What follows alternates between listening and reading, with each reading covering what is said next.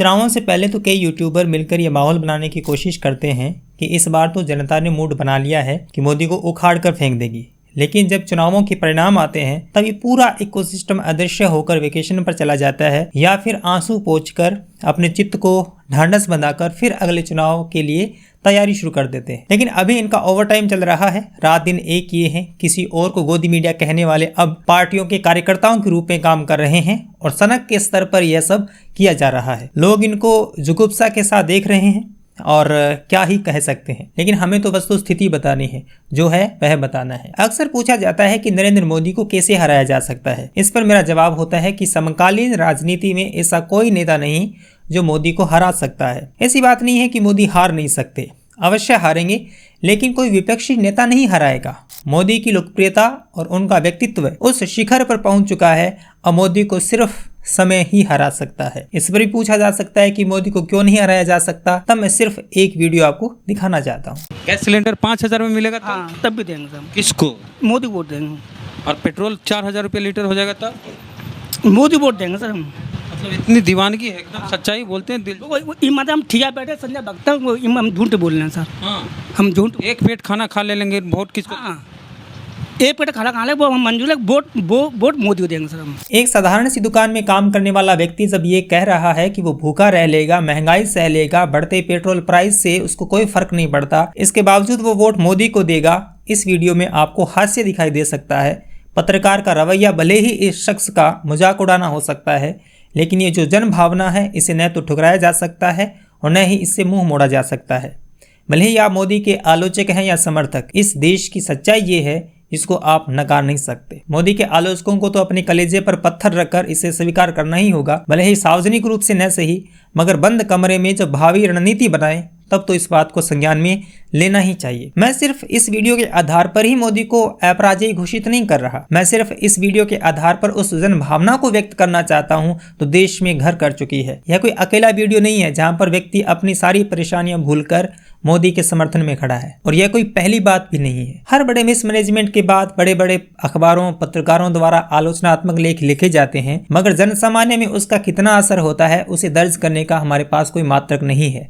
मगर गाहे बगाहे बरामद होती जनता की आवाज से हम समझ सकते हैं कि बहुसंख्यक जनता क्या सोच रही है। नरेंद्र मोदी की यह लोकप्रियता और जन स्वीकार्यता अद्भुत है। जब ऐसे वीडियो आते हैं तो तब इन लोगों का मजाक उड़ाया जाता है, इन्हें भक्त और मूर्ख कहकर इनका उपहास उड़ाया जाता है, तिरस्कार किया जाता है, मानो ऐसा करने से वो कुछ हासिल कर लेंगे। मैं मानता हूं कि इन लोगों की राय को संज्ञान में लेना चाहिए। यही वो आमजन है जिसका राग ये पत्रकार लोग अलापते हैं। इन आम लोगों की राय ही देश की राजनीति को प्रभावित करती आई है। दिल्ली में बैठे पत्रकारों और कथित सामाजिक कार्यकर्ताओं के भरसक उपहास के बाद भी ये आम लोग अपनी राय उसी विश्वास और उम्मीद के साथ देते हैं जैसी वो देते आए हैं। वो लोग मति भ्रम के ही शिकार हो सकते हैं जो इस भावनाओं और नेता के प्रति प्रेम को समझ नहीं पाते। राजनीतिक पार्टियों की हाजिरी भरते पत्रकार एक तरह की आवाज का महिमा मंडन और अपने लिए अरुचिकर आवाज के प्रति तिरस्कार इस देश ने देखा है। देश को इस भेदभाव ने गुस्से से भी भरा है और साथ ही मोदी के प्रति और उनको दृढ़ किया है। जनता की भावना का उपहास घातक होता है। मोदी की लोकप्रियता की दिलचस्प बात यह है कि विपक्ष ने उनके समर्थकों के लिए जो शब्द गढ़ा, भक्त, इस शब्द ने उन समर्थकों में कोई हीन भावना का संचार नहीं किया, बल्कि इसका उल्टा इसे गहने के रूप में स्वीकार किया गया। हो सकता है मैंने भी इस शब्द का उपयोग किया होगा, लेकिन जब इस पर मनन किया तो लगा कि यह ठीक नहीं है, इससे बचा जाना चाहिए।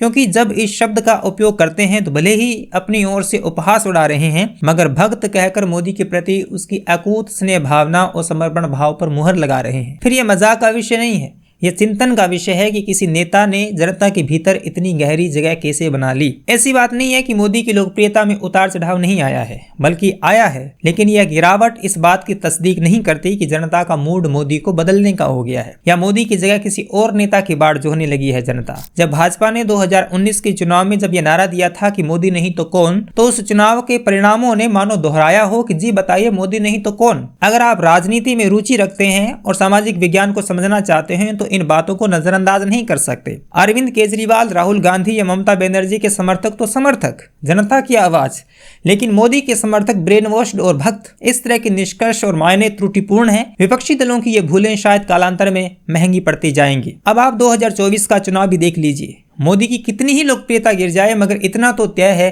कि देश उन्हें प्रधानमंत्री का पद एक बार फिर सौंपेगा। यह मेरा मूल्यांकन है, बाकी तो समय बताएगा। और आगे 2029 में क्या होगा, जैसा कि मैंने इस वीडियो की शुरुआत में कहा, हो सकता है मोदी जी की तब आयु बढ़ जाए और वो इसके लिए उपलब्ध ही न हो, लेकिन ये समय की बात है। इसके अलावा मोदी की जबान से निकले नारों ने सीधे जनता को छुआ है और उसे मोदी जी से जोड़ा है।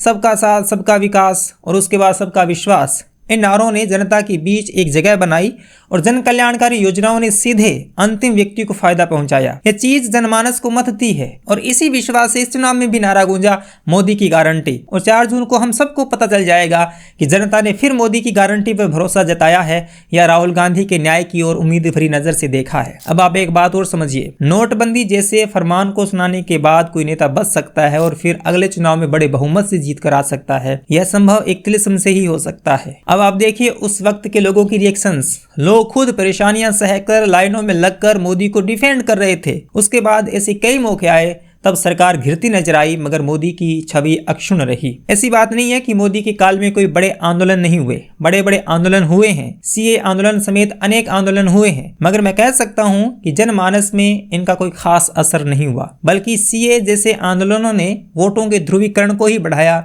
न कि मोदी की लोकप्रियता में कोई अवनति की। मैं कह सकता हूं कि किसान आंदोलन और कोरोना का समय एक ऐसा टर्निंग पॉइंट था जहां मोदी के समर्थक भी मोदी की नीतियों पर सवाल उठाने लगे थे। किसान आंदोलन ने अवश्य ही मोदी की कई राज्यों में लोकप्रियता को कम किया था, क्योंकि उत्तर भारत के कई राज्य वस्तुतः खेती किसानी पर केंद्रित है और 3 कृषि कानूनों के खिलाफ लोग एकजुट होकर सामने आए थे। और शायद भाजपा ने इस कटु सत्य को भी स्वीकार कर लिया था कि हरियाणा और पंजाब को हम गंवा चुके। अब आप कोरोना काल को ही ले लीजिए। कोरोना की दूसरी लहर ने बता दिया था कि सरकारें किस तरह से असफल हुई और उस विकट समय में भी मोदी बंगाल में रैलियां कर रहे थे, फिर रैलियां बंद करनी पड़ी और वो कृषि कानून भी वापस लेने पड़े।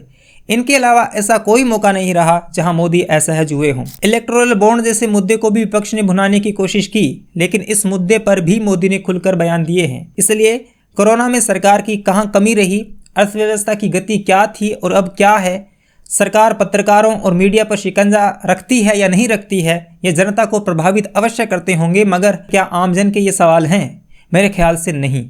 आमजन मानस इन तकनीकियों में नहीं सोचता। इन तकनीकी महत्व के विषयों में बौद्धिक अपना दिमाग खपाएं, मगर आम आदमी भावनात्मक और व्यवहारिक रहता है। उसके जीवन में कोई चीजें सीधे रूप से प्रभावित करती हैं, तब तो वह अपना रुख बदलेगा, लेकिन इसके अलावा अधिक फर्क नहीं पड़ता। इस मामले में मोदी सरकार कामयाब रही है कि कैसे कमियों का दोष किसी और मोड़ा जाए और सफलताओं की श्रेय की जगह मोदी को विराजमान किया जाए। यह वह कुंजी है जिसने मोदी की जनता में लोकप्रियता बनाए रखी है। मोदी की भाषा जनता को सीधे संबोधित करती है और उनकी उपस्थिति उन जगहों पर बनी रहती है जहां जनता की नजर सीधे पड़ती है। राम मंदिर को ही ले लीजिए आप, और इस तरह की तमाम जगहों पर आप देख सकते हैं कि मोदी जी रहे हैं। उनके आसपास किसी और को नहीं देखा जा सकता। मोदी की वेशभूषा, जीवन शैली भारतीय जनमानस को आकर्षित करती है।